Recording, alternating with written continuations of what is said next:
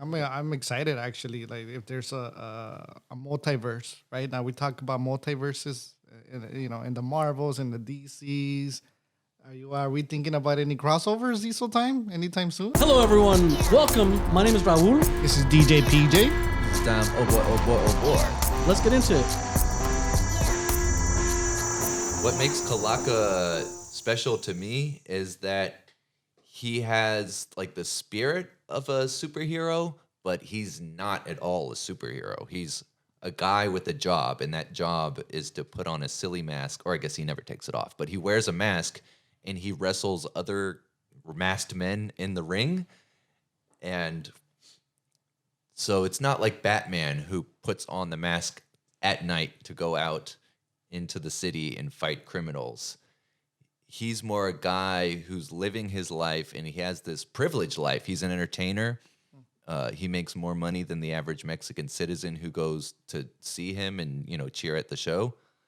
And by losing his job as an entertainer, he's kind of forced to look at the corruption in the Lucha Libre Federation that got him kicked out in the first place. So if he wants to continue to be an entertainer, to basically be a guy with a job and not be a hero, he has to first be the hero and kick out the cartels who are corrupting the Lucha Libre Federation with their drug money.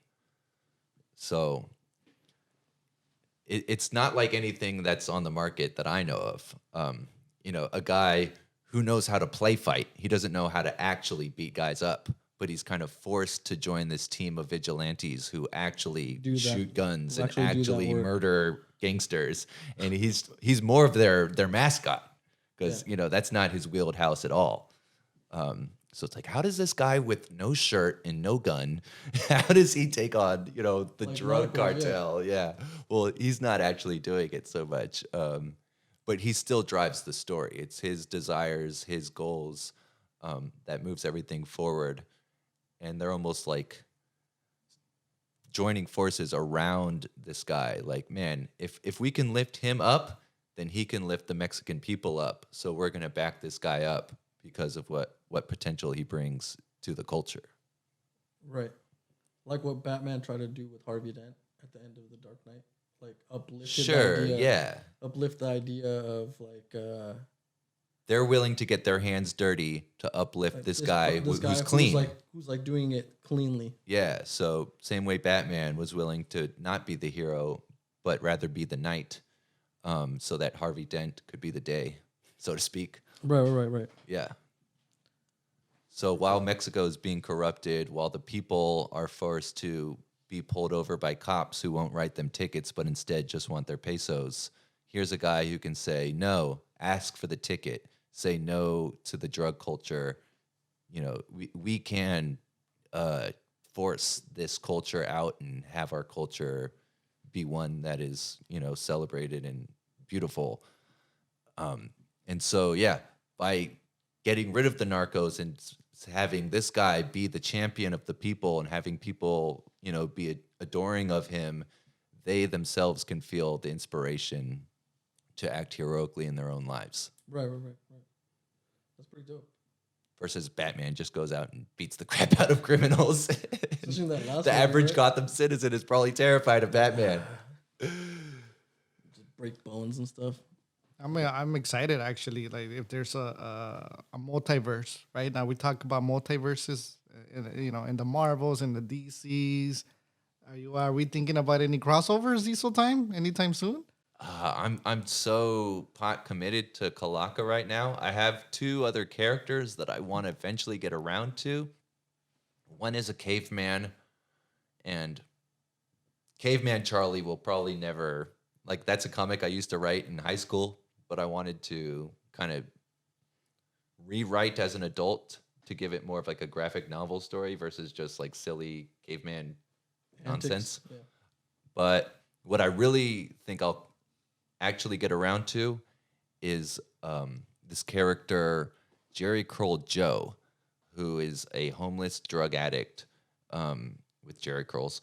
And the drug that he takes allows him to see this genie character, and the genie is almost like the limitless pill. It's like this hallucination of his self-conscious that is able to access the deepest parts of his brain and his conscious, his memories, every Tupac lyric or whatever. And the genie is kind of like his deep insight. And through taking the drug and conjuring the genie, he's both killing himself and giving himself these added like cognitive abilities. And he takes on a almost super villain persona rather than a superhero. And through this super villain persona, he's able to get all the gangs in the neighborhood to be like, yo, that gangster is the number one gangster. And they kind of start idolizing him. And through that, by getting all the gangs together, that's like true power, the organization of the people. And the goal for Jericho Joe is to basically kick out the police and kick out like government authority of Oakland, and to have an autonomous city of Oakland that is, I guess, policed by the gangs, but then he has to deal with the responsibility of like, how do we get these gang members to like not overreact, to like actually be peace officers and not just enforcers. And at the same time, there's going to be like a Donald Trump like president who wants to have that fascist power, almost the same way Jericho Joe, he's like a small time fascist. So it's this, how do you lead a revolution? How do you be a leader at all? How do you, have rules that you need to enforce over people without stepping across that line, without becoming the villain yourself? And he even starts out as a villain. So how do you convert from being a villain to trying to play the hero if you're even starting, on the wrong side of the line? That's so interesting. Well, everyone, thank you for listening and watching. This has been Raul. PJ. We hope to see you with us again. Come back for more. Just come back. Like, subscribe, do all that.